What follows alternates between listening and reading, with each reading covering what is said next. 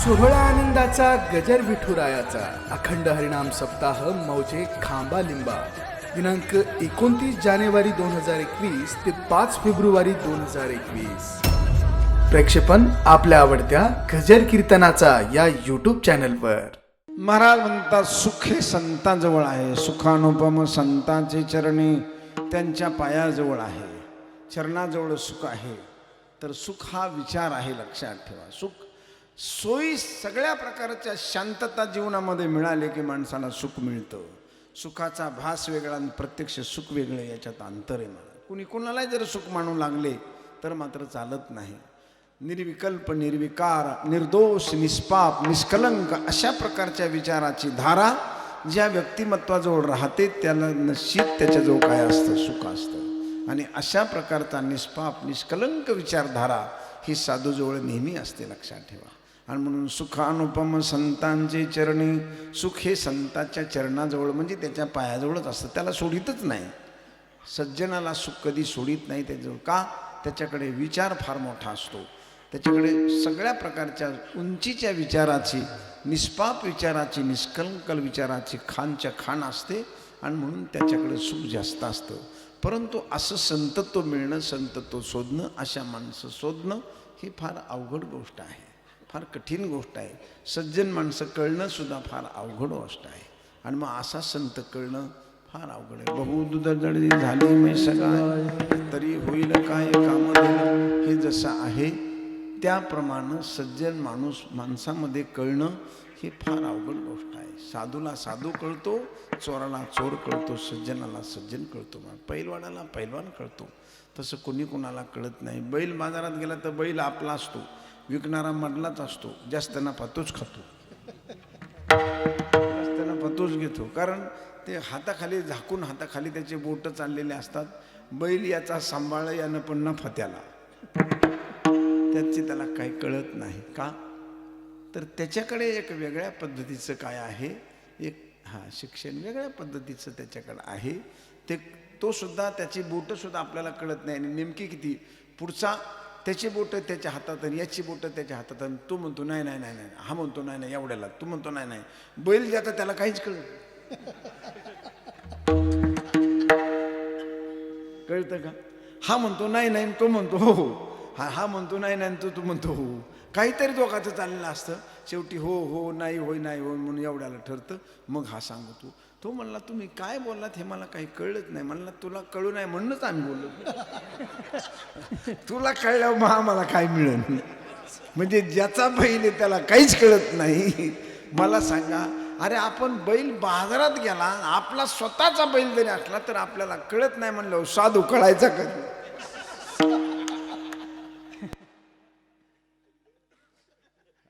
साधू कळणं किती अवघड गोष्ट आहे, कळत नाही. मला आपल्याला वाटतं हे साधू आहेत, हे आमकं येतच, तसं नसतं. ते कळणे फार अवघड गोष्ट. तुम्ही म्हणाल कसं काय? सांगतो तुम्हाला, सोपं सांगतो, अवघड सांगायचं नाही, सोपं सोपं सांगायचं. आला लक्षात? नवरा संत असला तर बायकोला कळत नाही, बायको संत असली तर नवऱ्याला कळत नाही, मुलगा संत असला तरी आईबापाला कळत नाही. म्हणजे ज्ञान विचारवंत माणूस जरी किती जवळ जरी असला ना तरी माणसाला कळतच नसतं, महाराज समजतच नाही. हिरण्यकश्यपू मरून गेला, पण माझा मुलगा फार विचारवंत आहे, फार साधू आहे, कळलं का त्याला? मुलगा संत असला तर महाराज आई बापाला कळत नाही आपला पोरगा संत आहे महाराज. लक्षात? मीराबाई संत होती, ही मेवाडच्या राजानं विषाचा प्याला प्यायला दिला आईबापानं, तरी माझी मुलगी संत हे त्यांना कळलं नाही. 20 प्याली तरी तिला मरण येईना, तरी यांना कळना आपली मुलगी संत आहे. म्हणजे मुलगी संत असली तर आई बापाला कळत नाही, मुलगा असला तर, नवरा संत असला तर बायकोला कळत नाही, बायको संत असली तर नवऱ्याला कळत नाही. मदालसा नावाची राणी होती आपल्या हिंदुस्थानमध्ये, आणि ऋतुध्वज नावाच्या राजाबरोबर त्याचं लग्न झालं. त्या मुलीचं, तिला 4 मुलं झाली महाराज. मदालसा राणीला 4 पोरं झाली. 4 मुलं होईपर्यंत आपली बायको संत हे त्याला कळलंच नाही. पहिला मुलगा झाला की पाळण्यात घालायची, पण लग्न होतानाच करार झाला होता. तो राजा नदी किनारी फिरत गेला आणि ही तपश्चर्या करीत होती मुलगी. त्याने बघितलं सुंदर मुलगी छान आहे म्हणून तिला लग्नाचा या राजानं आग्रह धरला. मोठी गोष्ट आहे, पण मला मुद्द्यापुरतं तुम्हाला सांगायचंय. ती म्हणली ठीक आहे, तुमच्याबरोबर मी लग्न करते, पण जे अपत्य होईल त्या अपत्याला मी शिकवणार, तुम्ही नाही शिकवायचं. राजा म्हणला ठीक आहे, तुझ्या मनात जसं असेल तसं. म्हणलं आपल्याला चांगली बायको मिळते तसं तर तसं. त्याने पहिला मुलगा झाला, तिने पाळण्यात घातला 12व्या दिवशी आणि त्याला उपदेश करायला सुरुवात केली. हा देह नाशिवंत मुद्राचा बांधा, हा देह नाशिवंत मुद्राचा बांधा, वरी चर्म घातले रे कुर्मी कीटकांचा साधा, वरी चर्म घातले रे कुर्मी कीटकाचा साधा, दुर्गंधी रे अमंगळ तिचा बाधा, रव दुर्गंधी रे अमंगळ तिचा बाधा, मरेच्या हरिहरा, मरेच्या हरिहरा, चरण जाई गोविंदा बडिये मदानाचा रोग जरे वाळा, वडीस मदानाचा रोग जरे वाळा, मदानाचा रोग जरे वाळा, वडीस मदानाचा रोग जरे वाळा. हा देह नाशिवंत मळमूत्राचा बांधा, वरी चर्म घातले रे कर्म कीटकांचा सांदा, रव रव दुर्गंधी रे अमंगळीचा बांधा, स्मरेते हरिहरा शरण जाई गोविंदा. हे तिने सांगायला सुरुवात केली. उपजवणे दुर्लभो रे माय बापा झालाशी, वाढविती थोर आशा बहु कष्टी सायाशी. हे तिने सांगायला सुरुवात केली. त्याला पाळण्यातच गाणं म्हणायची. राज्य टाकून गेले थोडे ते काय वेडे म्हणावे, ज्या घरी बाहुकुल स्त्रिया राज्य राणी व संपत्ती, बावी त्या पुखरणी नदी गंगा राहती वाहती, हे सुख सांडून या कासया योग सेविती. असं तिने सांगायला सुरुवात केली त्या लहान बाळाला. आणि ती मुलं पाळण्यात घालूनच ती तत्वज्ञान सांगायला सुरुवात केलं. 12-8 वर्षाची पोरं झाली की ती लगेच आई वडिलाच्या पाया पडायची, जंगलात निघून जायची, संन्यास घ्यायची की चालली निघून. 8 वर्षात झालं की निघली. 1 पोरग गेलं, 2 गेलं, 3 गेलं, 4थं जन्माला आलं. राजा म्हणायचा ही काय सांगते.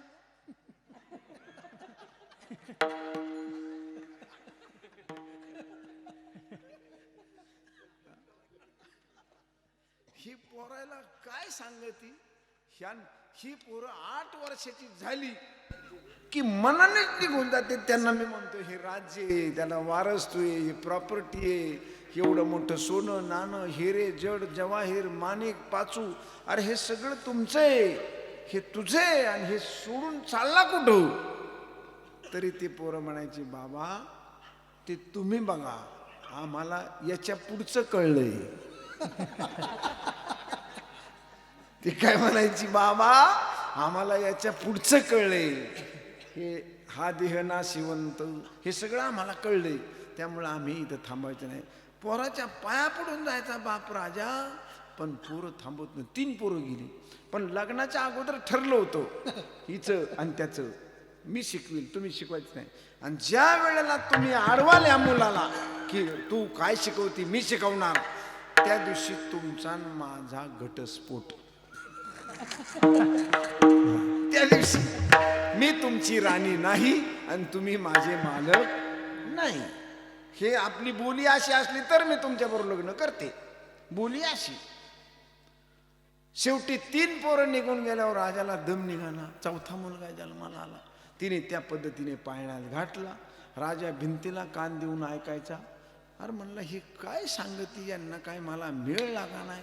म्हणून तो त्याच पद्धतीप्रमाणे गेल्यावर त्या राणीला म्हणला, राणी अरे म्हणले माझ्या गादीला वारस कुणी नाही आणि तू प्रत्येक पोरगा झाला की निघून जातो, ह्यालाही तसंच शिकवायला लागली, मागच्याला शिकवलं तसं.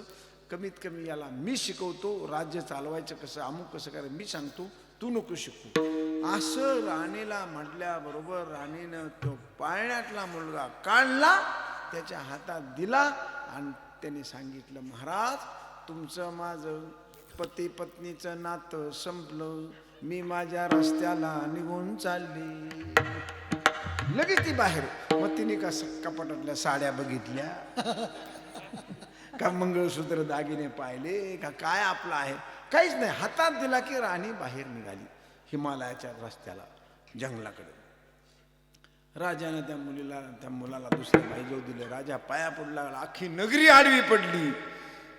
मिथिला नगरी आडवी पडली, अख्खी नगरी. राणी साहेब जाऊ नका, जाऊ नका. राजा म्हणला, तूच शिकव, मी नाही शिकवणार, तूच शिकव, तूच शिकव.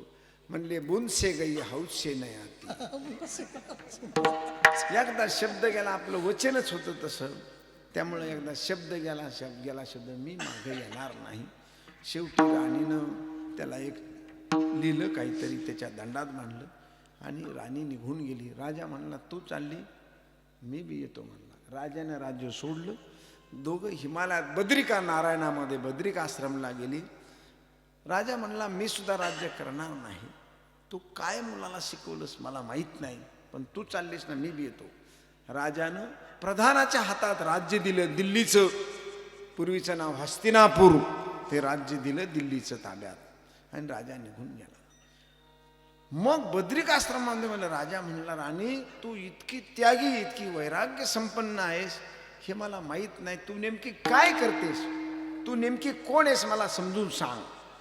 ती म्हणली, ठीक आहे, तू मला समजायचं ना, ह्या झाडाखाली बसायचं म्हणजे रोज, आणि मी सांगते तितक्या टाइम बसायचं, ध्यान करायचं, जप करायचा, ध्यान करायचं आणि बसायच्या झाडाखाली. 12 वर्ष अश्वत्थ पिंपळाच्या झाडाखाली राजाला तपश्चर्या करायला लावली. आणि 12 वर्षाचं तप पूर्ण झाल्यानंतर तिने फक्त राजाला एकच डोक्यात चापट हाणली, अशी एकच असं हल्लं, फक्त टच केला.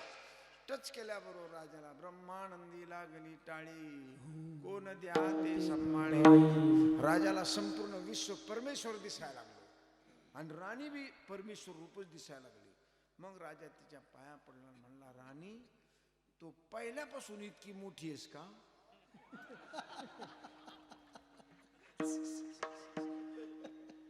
काय म्हणला, तू पहिल्यापासून इतकी मोठी आहेस का? हो म्हणली, मी पहिल्यापासून इतकी मोठी आहे. अरे म्हणले, तू इतकी संपूर्ण विश्व परमेश्वर पांडुरंगमय राममय मला दिसायला लागलं, संपूर्ण विश्वात सुखच सुख दिसायला लागलं. इतकं तुझ्या हाताचा स्पर्श नुसतं माझ्या मस्तकावर तू असा टच केला तर एवढं मोठं तुला दिसायला लागलं, एवढं मला विश्व दिसायला लागलं, हे शून्य सगळं दिसायला लागलं. काय किती मोठी आहेस तू, किती ती ज्ञानी आहेस किती. अरे म्हणले, आपली पोरं जी गेली ती कुठं गेली? म्हणजे आहे तिथंच येतं, हाका मारू का त्यांना? तिथे नारायणाला त्या हाका मारल्याबरोबर 3 पोरं तिथे आली. ती बी तेजस्वी दिव्य तेज पुंज चेहरे त्यांच्या बघितल्यावर राजा म्हणला, अरे बापरे, तुम्ही किती दिव्य झालात, किती श्रेष्ठ आहेत. म्हणली, 4 मुलं देऊन ज्ञानेश्वर महाराजांनी हे अभंग लिहिलेत. 4 पोरं होऊन आपली बायको संत आहे, हे जर नवऱ्याला कळाना तर 2 तासाचा बुवा कसं काय कळायचं?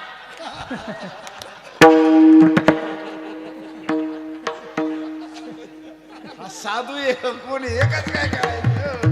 विठ्ठल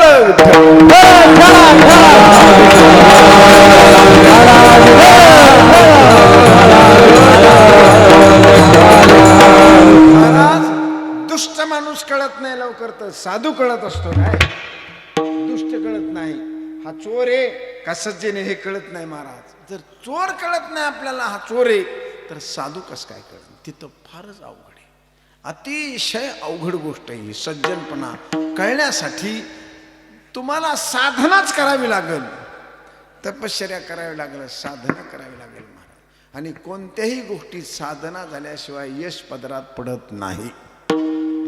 कोणतेही असू द्या, शेती करायची सुद्धा साधना करावी लागते. सारखं त्या वावरात झालं तर अमुक घेऊन तमुक घेऊन आऊत घेऊन मोगडा घेऊन नांगर घेऊन सारखं जावं लागतं, सारखी नजर ठेवावी लागते. आणि मग महाराज तिथं पीक आपल्या मनासारखं येत असतं. आणि आपण जर त्या वावरात गेलोच नाही, भारी पीक आणलं, महात्मा फुले शेडून आणलं पीक, बी आणलं, राहुरीवर आणलं, एकाने पुण्याहून आणलं, तुम्हाला तू राहून मी पुण्याहून आणतो म्हणला, ह्यानी बाजरी पेरली, त्यांनी बाजरी पेरली. म्हणला राऊरीचे, हे म्हणला आमक्याचे, तो म्हणला बीडचे, आणलं पेरलं. पण तिघं सगळे मित्र होते ना. बी तुम्ही किती भारीचं जरी पेरलं तरी बी ज्यावेळेस खाली जातं ना त्या रात्रीला, त्याच रात्रीत दुसरं बी तिथं असतं पहिलं.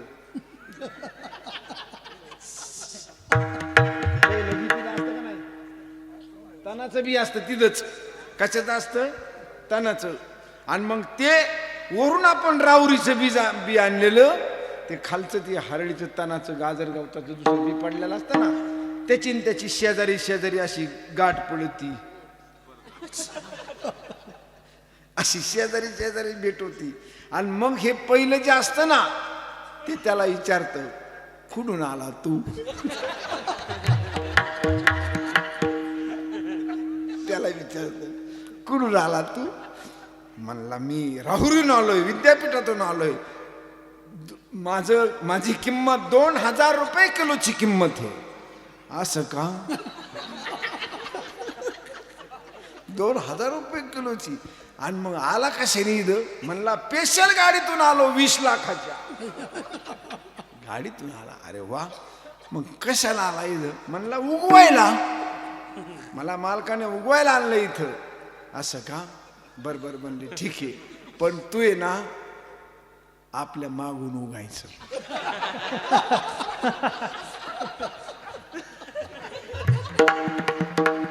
आपल्याकडून यायचं, मागून यायचं, आपल्या पुढे नाही जायचं. तुम्हाला कसं काय पुढे नाही जायचं? म्हणजे मी एवढ्या किमतीच आहे. अरे म्हणला येड्या, तू काल आलास, मी याच्या आज्यापासून इथं बसलोय.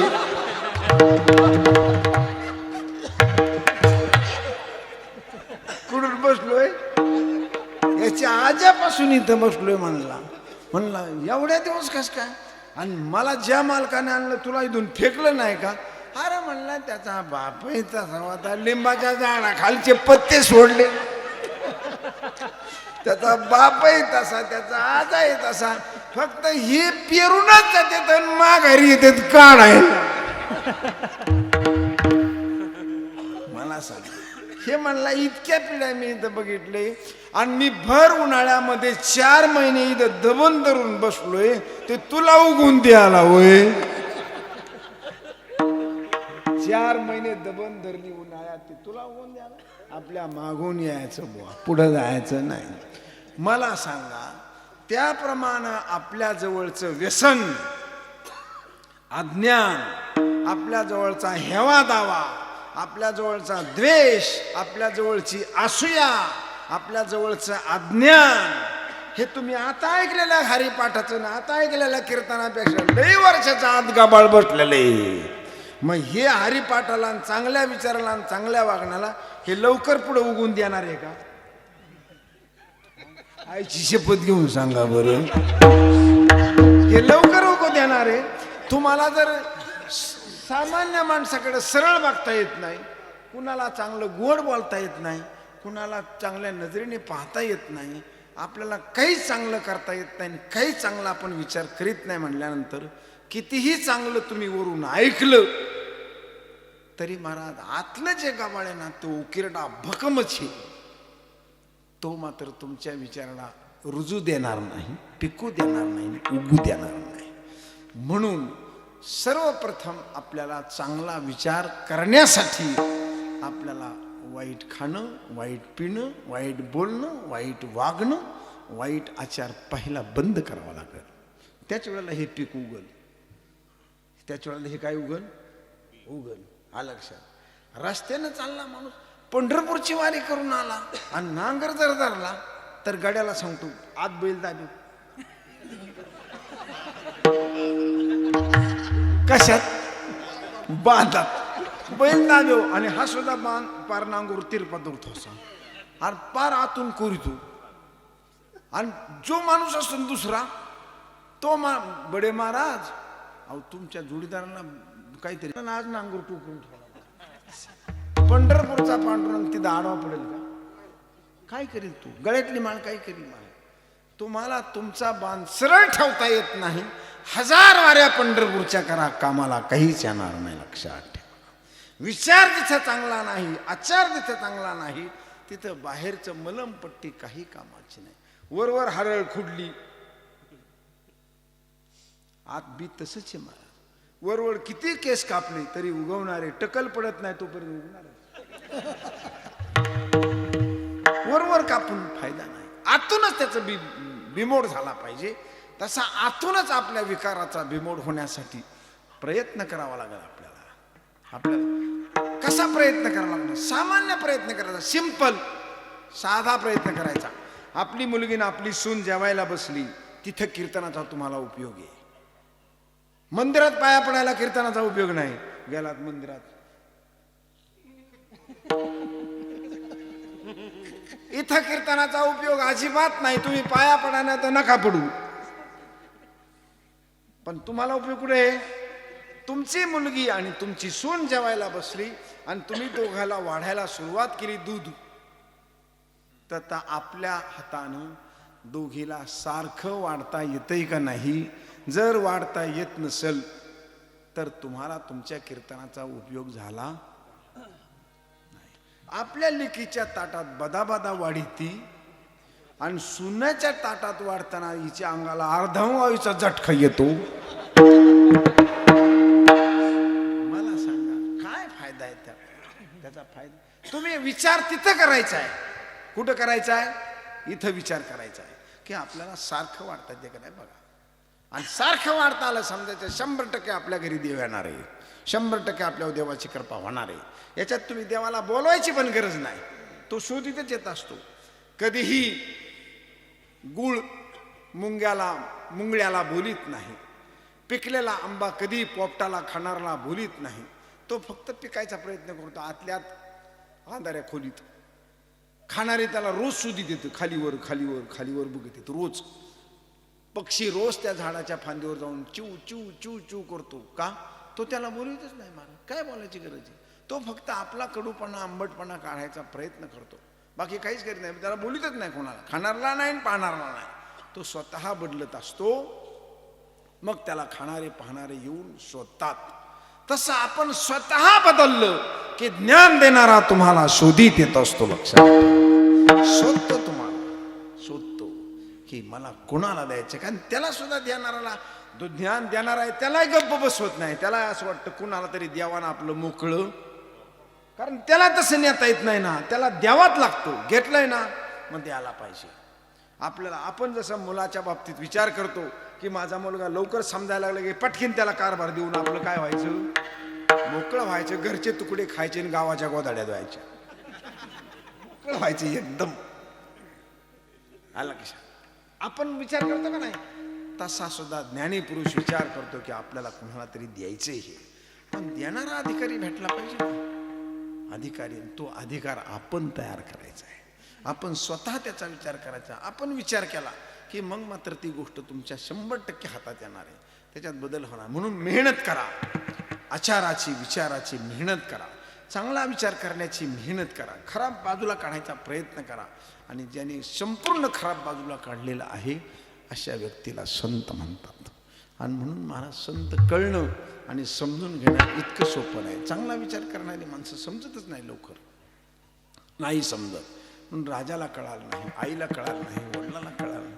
आणि सदेह तुकाराम महाराज वैकुंठाला चालले तरी अख्ख्या गावाला कळा ना महाराज नक्कीच चाललेत का महाराज तुम्ही, नक्कीच चाललेत का तुम्ही, नक्की. प्रत्यक्ष परमेश्वरच ज्यावेळेला आले आणि त्यावेळेला तुकाराम महाराजांनी सगळ्या गावाला बोलवलं, त्यावेळेस लोकांना कळालं खरंच चालले तुकाराम. आणि मग लोक म्हणले महाराज 1-2 दिवस थांबा आणि देवाला आपल्या घेऊन चला, घरी घेऊन चला. तुकाराम महाराज म्हणले मी देव तुमच्या घरी घेऊन आलो होतो, तुम्ही नाहीच म्हणल्यानंतर मी चाललो म्हणले माघारी. आता काय विलाज नाही. म्हणजे समाजाला समजणं इतकं सोपं समजू नका, अवघड आहे. आणि म्हणून आपण तरी विचार कमीत कमी केला पाहिजे. अशा विचार करणाऱ्या व्यक्तीला संत म्हणतात, साधू म्हणतात. म्हणून अशा माणसाजवळ सुख, ज्ञान, भक्ती, त्याग, शांती, समाधान सगळ्या गोष्टी या माणसाजवळ राहतात, आपोआप येऊन राहतात. त्या कुठे नाही म्हणजे ते येऊन राहतात. लक्षात ठेवा. म्हणून सुखानुपम संतांचे चरणी. पण हा साधू ओळखणं अवघड आहे. म्हणून महाराजांना पत्ता दिलाय, प्रत्यक्ष अलंका भुवनी नांदतसे. अलकावती नगरीमध्ये, आळंदी नगरीमध्ये, आनंदवनामध्ये हा महापुरुष नांदत आहे, हा राहतोय. सुख, ज्ञान, भक्ती हे तिथे राहते, आळंदी गावात राहते. कुणाच्या रूपानं राहते, कुणाच्या माध्यमानं राहते, त्याचं अभंगातलं दुसरं तो हा महाराज ज्ञानेश्वर माऊली, तो हा महाराज ज्ञानेश्वर माऊली, तो हा महाराज ज्ञानेश्वर माऊली, तो हा महाराज ज्ञानेश्वर माऊली. हो तो हा महाराज ज्ञानेश्वर माऊली, तो हा महाराज ज्ञानेश्वर माऊली. तो हा महाराज ज्ञानेश्वर माऊली, तो हा महाराज ज्ञानेश्वर माऊली. जेने निगमवली प्रगट केली, जेने निगमवली प्रगट केली, तो हा महाराज ज्ञानेश्वर माऊली, तो हा महाराज ज्ञानेश्वर माऊली. जेणे गमावली प्रगट केली, जेणे गमावली प्रगट केली, तो हा महाराज ज्ञानेश्वर माऊली, तो हा महाराज ज्ञानेश्वर माऊली.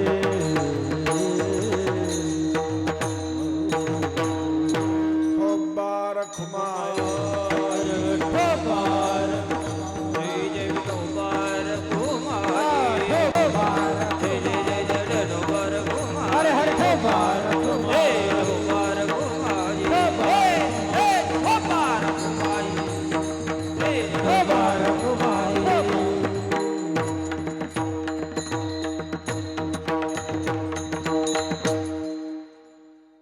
कुणाच्या रूपानं आळंदी गावात सुख राहतंय, ज्ञान राहतंय, तर त्यासाठी लक्षात आपल्यासारखंच आहे. परंतु अंतर्दृष्टीनं, अंतर गोष्टीनं जर बघितलं तर तिथे मात्र खूप काही विचार त्या मातीशी दडलेला आहे. लक्षात, खूप काही विचार त्या मातीबरोबर आहे. ती सिद्धभूमी आहे. चांगला संकल्प करून जर त्या भूमीमध्ये आपण त्या संकल्पासाठी साधना केली तर ती भूमी ते संकल्प सिद्ध करून ठेवते. अशी ती भूमी आहे. तुम्ही चांगला संकल्प केला आणि तिची साधना करायला सुरुवात केली तर 100% तुमचा संकल्प सिद्धीला जाणार. म्हणजे संन्यास घेतलेल्या मालकाला सुद्धा माघारी आणलं, त्या आळंदीच्या भूमीनं आणलं महाराज. विठ्ठलपंतानं संन्यास घेतला होता आणि रुक्मिणीनं मात्र सुवर्ण पिंपळाला प्रदक्षिणा करून साधना केली तर मात्र ती गोष्ट सिद्ध झाली आणि पुन्हा गृहस्थाश्रम स्वीकारून ज्ञानेश्वर महाराजासारख्याला जन्माला यावं लागलं. हे त्या भूमीची ताकद आहे, त्या मातीची ताकद आहे. काही भूमीच अशी असते महाराज की त्या भूमीत यशच असतं, त्या भूमीत ते असतं. एक साधं उदाहरण सांगतो, ह्या अलकावती भूमीहून सांगतो. कुरु नावाचा राजा आपल्या हिंदुस्थानमध्ये होऊन गेला. कुरु राजा. भूमीची ताकद कशी असते तर त्याचा पराभव अनेक वेळेला झाला. शेवटी शत्रूच्या ताब्यात जाऊन तो पराभूत झाल्यानंतर तो राजा पळून गेला. आपली बायका पोरं घेऊन लपून ठेवली आणि तो पळून गेला. एका वृक्षाजवळ एका घनघोर जंगलामध्ये तो राजा गेला आणि मोठं वडाचं झाड होतं, मोठं वडाचं झाड. आणि त्या वडाच्या झाडाच्या खोडात जाऊन तो त्या शत्रूच्या भेणं चढून लपून बसला. ते शत्रू काही तास 2 तासाने आले, इकडे तिकडे झाडाखाली पाहिलं, ते काय राजा दिसाना, मग ते निघून गेले. परंतु तो तिथंच तसा बसल्यामुळे 2-3 दिवस तो आपला घाबरून राजा बसला. आणि एक मदोन्मत्त हत्ती त्या जंगलामध्ये आला, खूप मोठा हत्ती, आणि तो झाडं वाढायचा, पाडायचा, असा हे करायचा. राजा ज्या झाडावर बसला होता ते मोठं वडाचं झाड होतं आणि त्या वडाच्या झाडावर अनेक पक्ष्यांची घरटी होती. कावळे, चिमण्या, पोपट अशी अनेक पाखरांची घरटं, पिलं आणि अशी घरटी होती. मोठं वडाचं झाड, चांगलं 4-2 एकरामध्ये. आणि असं त्या घरटी, त्या झाडाकडे तो हत्ती येऊ लागला आणि त्या फांद्या ओढू लागला. त्यावेळेला अनेक जातीचे जे पक्षी होते त्यांचा विचार झाला. अरे म्हणले, हा जर फांद्या ओढू लागला तर आपली घरटी मोडतील, पिलं मरतील. आपण काय करू, सगळ्या जातीच्या पक्ष्यांना जाऊन त्याला आपण आडू. म्हणून कावळे, चिमण्या, गिधाड, अनेक पक्षी, माकडं असे पशु पक्षी गेले आणि त्याच्या अंगावर बसले त्या हत्तीच्या. कुणी सोंडीवर, कुणी शेपटावर, कुणी पोटाला, कुणी पाठीला. असे ते पाखर त्याला तडा तडा तडा तडा तोडू लागले चोचीने. आणि पाखराची चोच लय कठीण असते महाराज, लय निबार असते. अशी चांगलं तोडून त्याला रक्त बंभाळ केला आणि तो हत्ती मूर्छा येऊन तिथं पडला. आणि हा राजा खोडातून बघत होता. अरे, ह्या पाखराने एवढा मोठा हत्ती मारला, पाखरांना हत्ती मारला, पाखरांना हत्ती मारला. राजा असा शांत बघत बसला. त्याने तो हत्ती मेल्याला बघितला. परत ती पाखर त्याच्या अंगावर उठली आणि आपापल्या घरट्यात गेली, पिलाला पाजीत बसली. सगळं त्याने ते पाहिलं आणि त्याने ठरवून टाकलं, बस म्हणला ह्या भूमीत काहीतरी ताकद आहे, काहीतरी शक्ती आहे. म्हणून त्याने काय केलं, तिथले गोंड, कोलाम, पारधी जंगलातले लोक जमा केले त्याने. आता तो संघटन कौशल्य राजाच होता, मुळे त्याच्याकडे ते संघटन कौशल्य होतं ना. तो राजाच असल्यामुळं तो पळून जरी आला असला, पराभूत जरी असला, तरी त्याच्याकडे ज्ञान आहे ना. त्याने ती माणसं जमा केली. जमा करून एक मोठा खड्डा खोदला आणि खड्डा खोदून त्या हत्तीला त्याने तिथे पुरला. म्हणला, गड्यांनो आपण ह्या हत्तीला पुरू, ह्याची दुर्गंधी येईल, वास येईल, अमकं होईल, तमकं होईल. आणि म्हणून त्याने त्या लोकाला घेऊन जंगलातली हात्यारं बित्यारं घेऊन त्याने खड्डा खोदून पुरला. आणि पुरल्यानंतर पुरून टाकला. आणि त्याने खोल पुरल्यानंतर त्याने तिथेच बाजूला, त्या हत्तीच्या बाजूला त्याने एक झोपडी बांधली.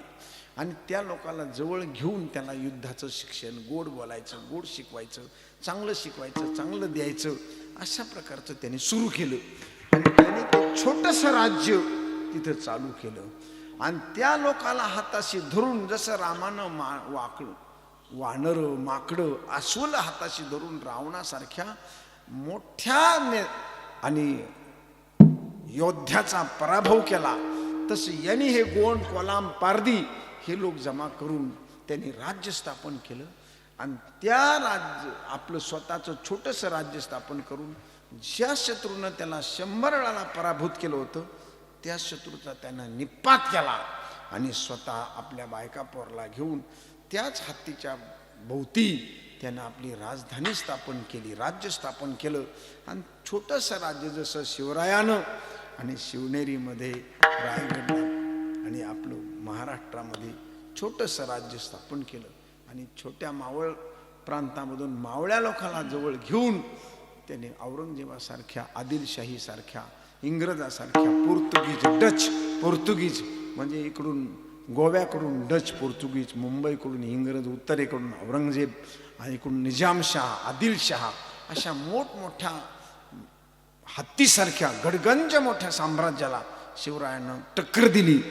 पण दऱ्याखोऱ्यात राहून, तसं छोट्याशा राज्यात राहून त्या राजानं संपूर्ण हिंदुस्थानातले मोठमोठे राजे लोक होते त्यांचा पराभव केला आणि आपलं राज्य स्थापन केलं.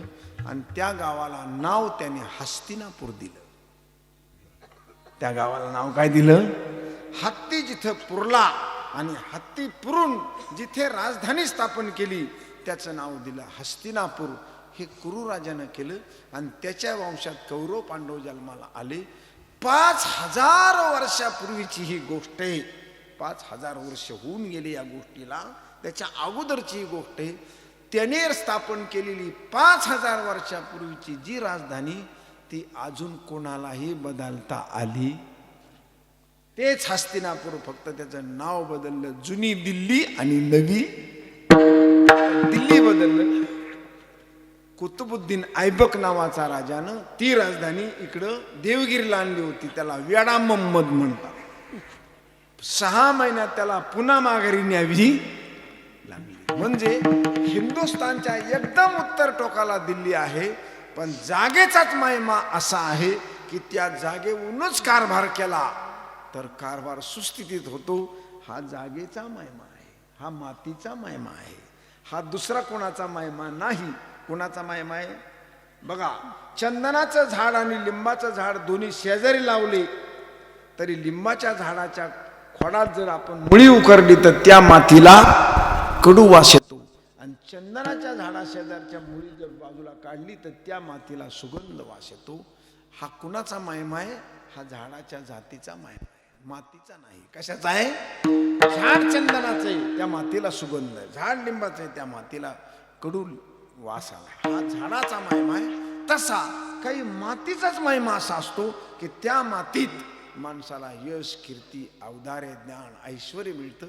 तसा आळंदीच्या मातीचाच महिमा असा आहे की त्या मातीत कसलाही अडाणी मुलगा जरी गेला तरी तो तयारच होऊन बाहेर येतो. हा मातीचा महिमा आहे. विठ्ठल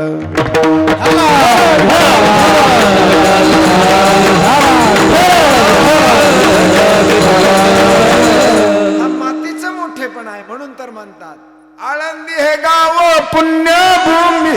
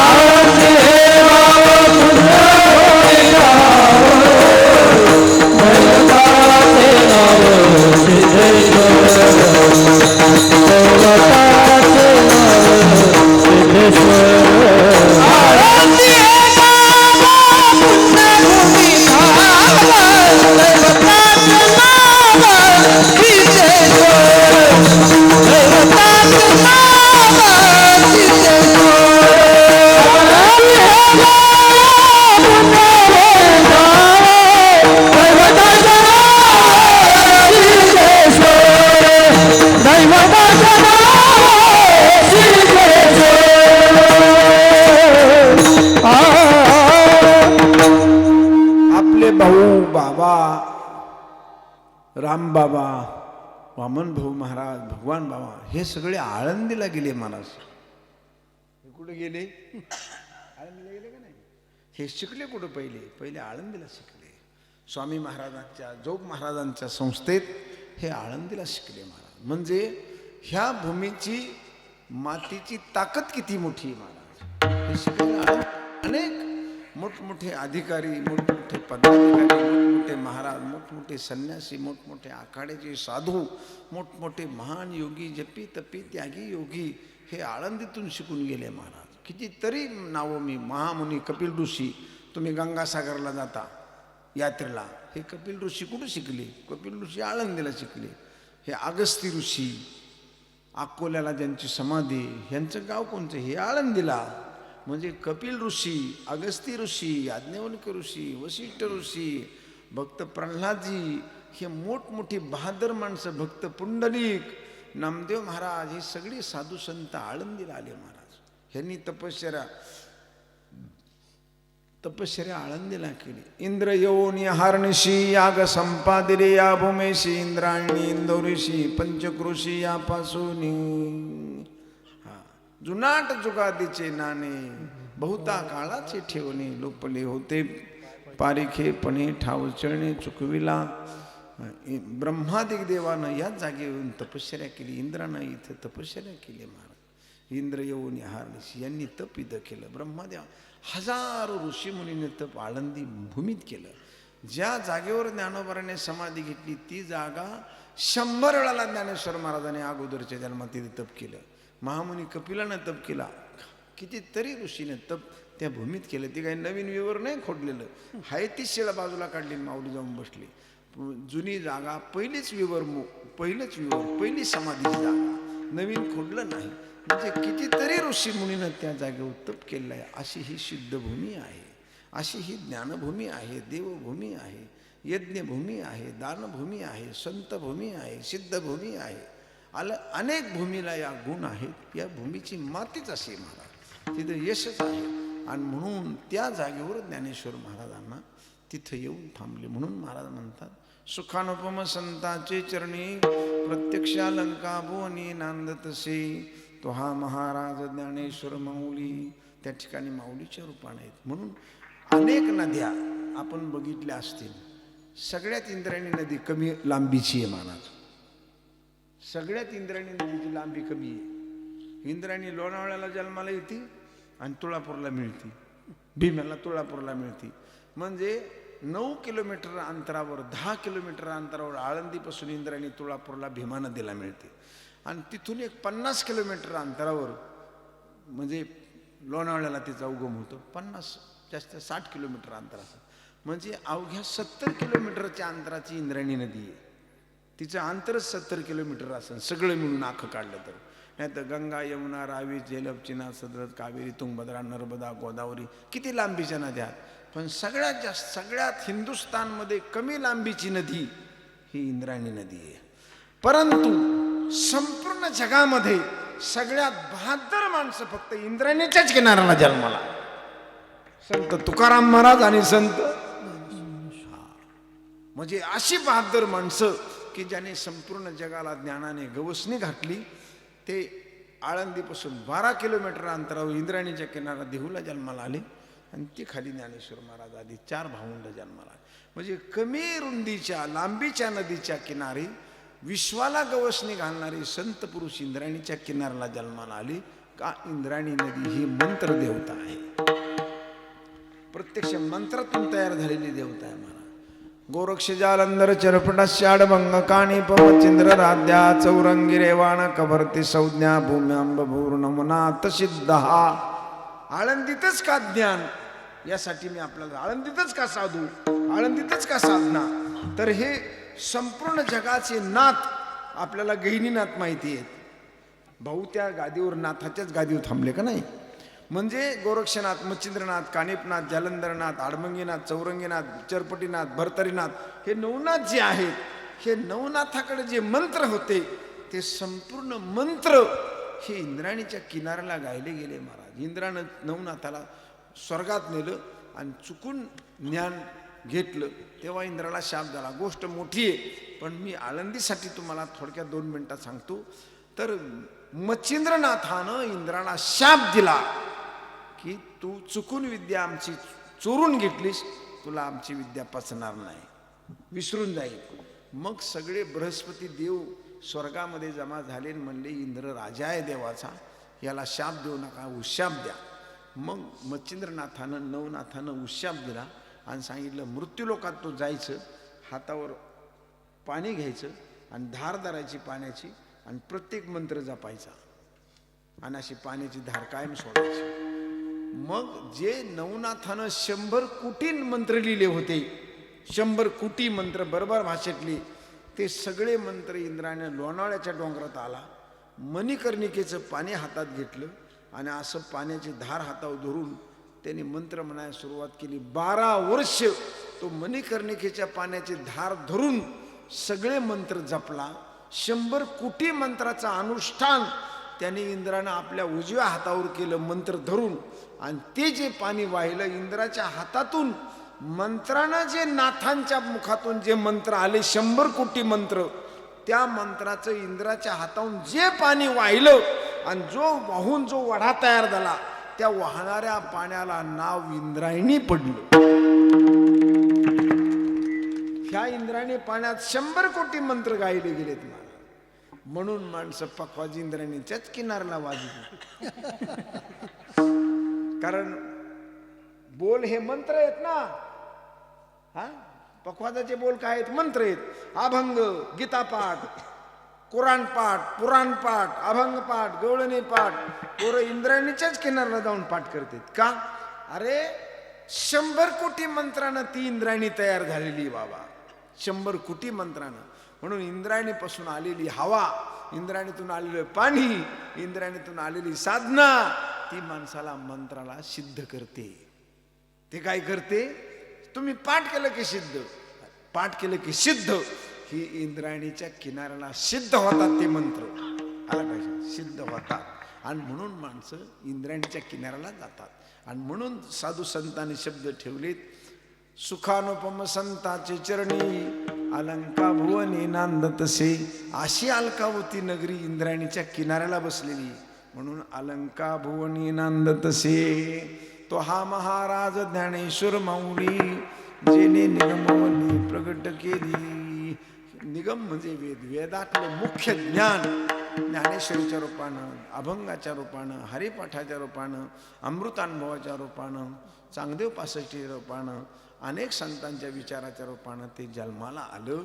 त्याचं कारण असे, कशासाठी आलं तर महाराज म्हणतात, संसारी आसक्त माया मोहरत. संसारात जे मोहात ममतेत मायेत जे घडून गेलेत, अशा माणसाच्या कल्याणासाठी, तुमच्या आमच्या कल्याणासाठी ज्ञानेश्वर महाराजांनी ज्ञानेश्वरी हरिपाठ हे सांगितलेलं आहे. आपण तो ऐकायचा, त्याच्यावर विचार करायचा आणि आपल्या घरात, आपल्या पोराईत, आपल्या नवरा बायकोमध्ये, आपल्या आईवडिलांमध्ये याचा उपयोग कुठे गाड्या वागण्यात एवढा विचार करायचा.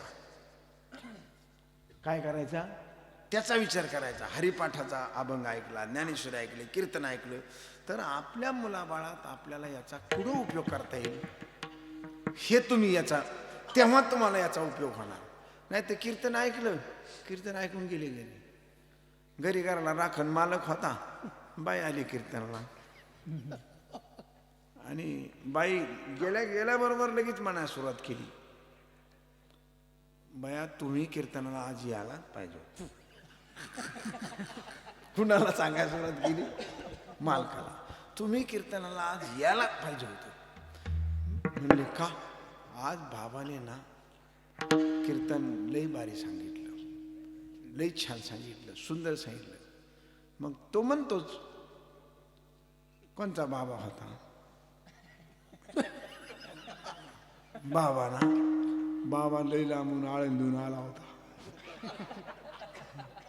बाबा आळंदी, बाबाचं नाव नाही माहिती, पण आळंदून आला ना, बाबा लई चांगला होता आणि बाबाने लई भारी कीर्तन सांगितलं. असं कंचा अभंग होता. अभंग होय, अभंग ना, अभंग बाया माझ्या ना अभंग वड्यापर्यंत देण्यात होता. मग वड्यात वाहून गेला, वड्यापर्यंत अभंग माहिती होता, पण वड्याच्या पुढे निघली. काय सांगितलं मग? बरं नका अभंग द्या, काय सांगितलं? लई भारी सांगितलं, लई भारी सांगितलं. अरे नेमकं सांगितलं काय? आता माया काय एवढं द्या ना, थोडं राहते.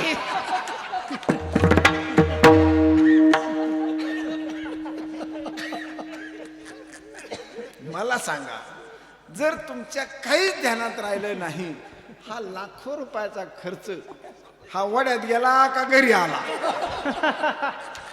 अरे हा खर्च कशाचा आहे? हा का फुकट आलाय का? मंडपवाला घेणार, लाऊडस्पीकरवाला घेणार आणि मी काही सोडणार आहे का? मी गाडी घेऊन आलोय म्हणजे हे एवढं चाललंय.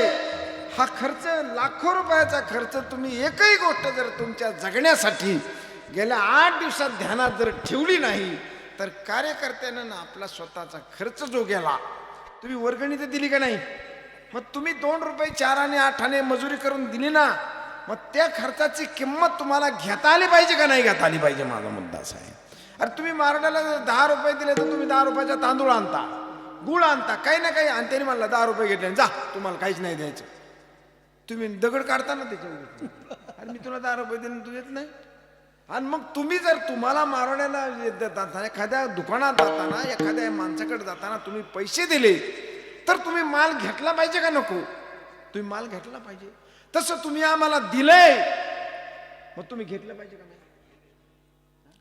घेतलं पाहिजे का नाही? तुम्ही काही जर घेत नसाल आणि आपल्या जीवनात जगण्यासाठी जर काहीच तुम्ही घेतलं नाही, तर तुमची दिलेली वर्गणी फुकट गेली. आणि तुम्ही असं म्हणाल की आम्ही कीर्तन ऐकलं आणि आम्हाला पुण्य मिळेल, आणि पुण्य मिळवलं आम्ही मेल्यावर स्वर्गात जाऊ. स्वर्गातली माणसं खाली चाललेत म्हणले, तुम्ही कुठं चालला? स्वर्गातली कुठे निघाली? स्वर्गातली खाली निघाली, तुम्ही काय चालले तिथं? अरे स्वर्गात कुणी जावा? ज्याचा गावाला लई तराशी,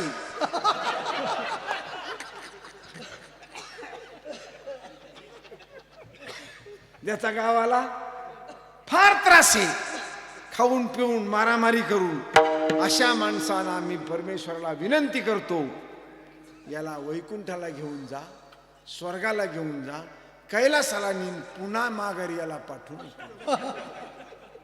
पण सज्जन माणसाला, आता ही चांगली सुंदर गाणारी मंडळी येतं, ही वाजवणारी आहेत, यांनी कशाला स्वर्गाला जायचे आणि मग वाजवायचं कुणी?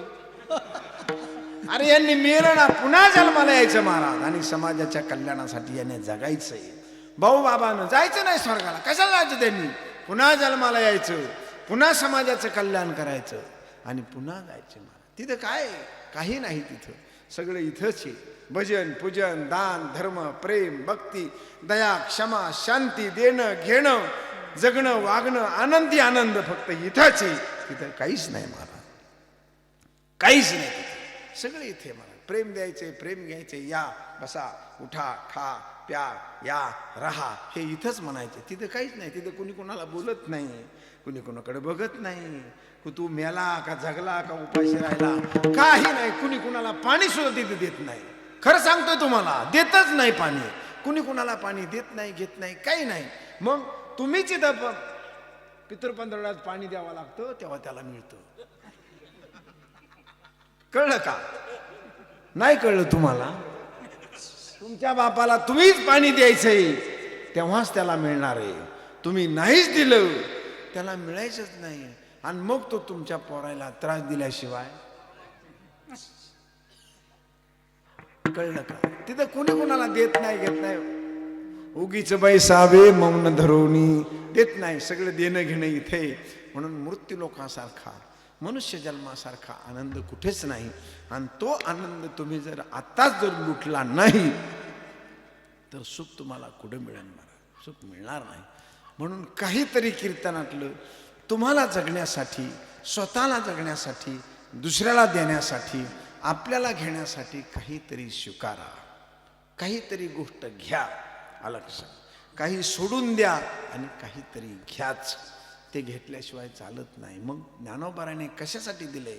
संसारी आसक्त माया मोहरतो, ऐशे जे पतित तारावया, ऐशिया पतितांचा करावया उद्धार. असे पतित लोक जे समजत नाही, अशा सामान्य माणसाला तरुण जाण्यासाठी ज्ञानोबाराने ज्ञानेश्वरी, हरिपाठ, हरिमुखे म्हणा, पुण्याची गणना कोणीतरी सोपं सांगितलं. मला अतिशय सोपं सांगितलं आणि ते तुम्ही घ्या आणि परमेश्वराच्या जवळ जा. यासाठी आपल्याला चांगला विचार सांगितला. चोखा म्हणे श्रेष्ठ ज्ञानदेवी ग्रंथ. चोखोबारा सांगतात, ज्ञानेश्वरी सारखा ग्रंथ या दुनियामध्ये श्रेष्ठ कुठलाच नाही. अनेक ग्रंथ आपापल्या परीने श्रेष्ठ आहेत, पण महाराज म्हणतात ज्ञानेश्वरी हे तत्वप्रधान ग्रंथ आहे. या तत्वप्रधान ग्रंथामध्ये सगळ्या गोष्टी सांगितलेल्या आहेत. खूप अवघड गोष्टीपासून खूपच सोप्या गोष्टी सांगितलेल्या आहेत. आणि जेवढं आपल्याला पेलं, हे बघा रेडीमेड दुकानामध्ये सगळ्या प्रकारचा माल आहे. तुम्हाला तुमच्या मापात कोणता कपडा बसतो ते तुम्ही घालायचा. औषधाच्या दुकानामध्ये, मेडिकलमध्ये सगळ्या प्रकारचे औषधं येतं. तुम्हाला कोणता आजार झाला ते तुम्ही गोळी मागायची. सर्दी झाली सर्दीची मागा, ताप झाली तापीची मागा, पोट दुखते पोटाची मागा. तुम्हाला कोणता आजार आहे ती गोळी तुम्ही मागा. मेडिकल दुकान सगळ्या औषधांना भरपूर सगळ्या रोगाची औषधं आहेत.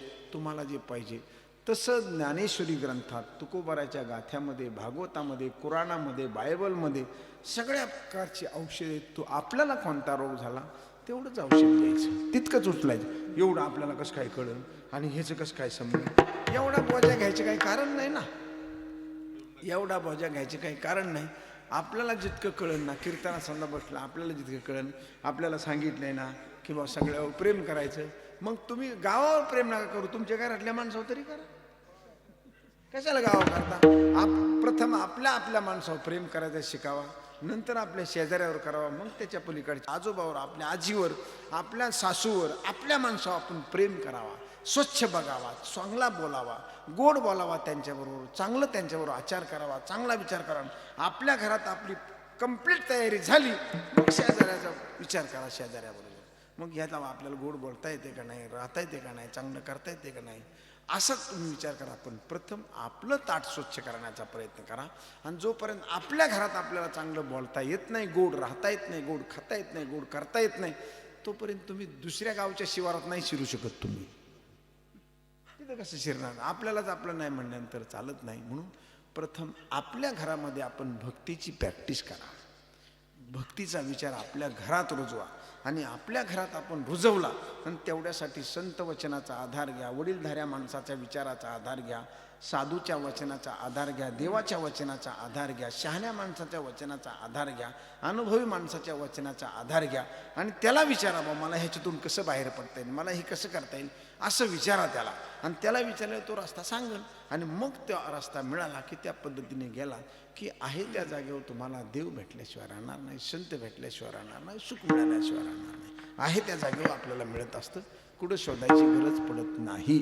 आणि म्हणून 5 मिनटं का होईना, 2 मिनटं का होईना, कीर्तन संपलं, झोपायला लागला. आता सप्ताह संपला, तुम्ही घरात झोपाय 8ला 7ला 9ला झोपायला लागला. 5 मिनटं का होईना ध्यान करा, भाऊचं करा, तुम्हाला जी आवडणारी व्यक्ती बाबाचं करा, ज्ञानोबरायचं करा, पांडुरंगाचं करा, जसं ध्यान बसायचं आपलं, ती मूर्ती ध्यानात आणायची. 5 मिनटं, 10 मिनटं, 2 मिनटं, 4 मिनटं आपलं जप करा, तोंडानं करा, मनात करा, जप करा.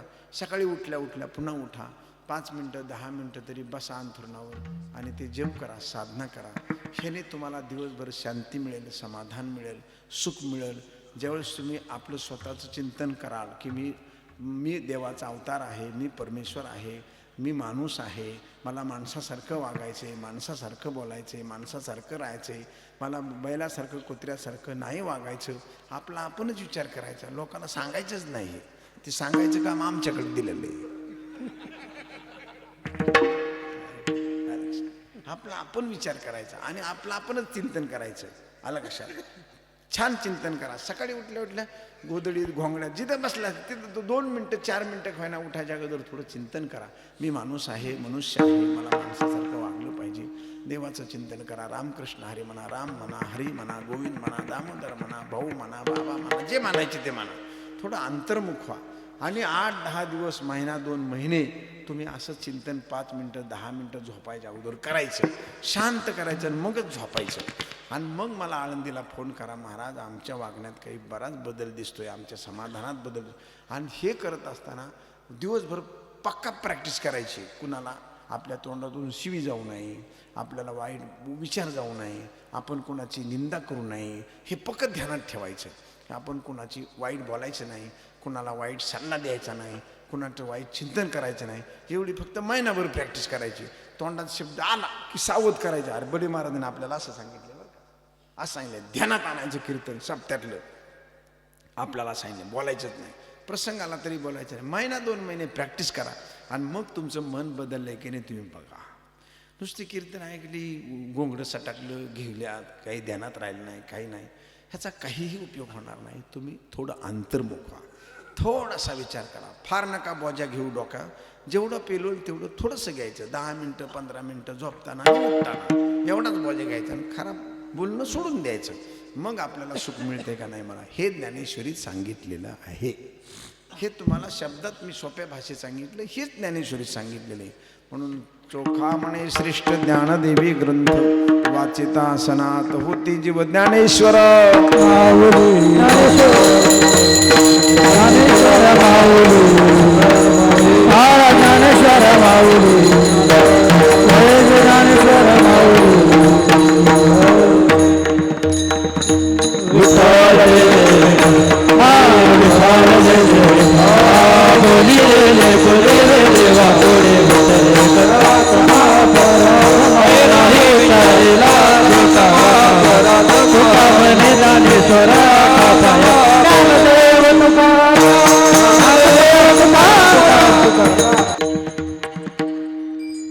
सोहळा आनंदाचा गजर विठुरायाचा अखंड हरिनाम सप्ताह मौजे खांबा लिंबा दिनांक 29 जानेवारी 2021 ते 5 फेब्रुवारी 2021.